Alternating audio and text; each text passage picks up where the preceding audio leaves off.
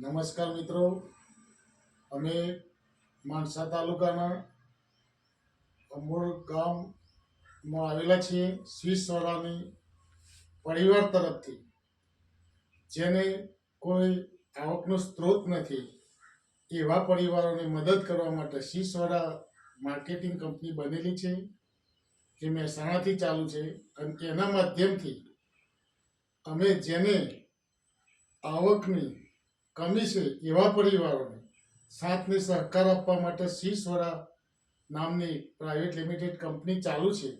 એના માધ્યમથી આજે કરિયાણાની કીટ આપવા જઈ રહ્યા છે. અને એ કાયમી માટે આ કંપની દર મહિને આપશે. અને સાથે સાથે મકાનો પણ નિરાધારને બનાવી આપે છે.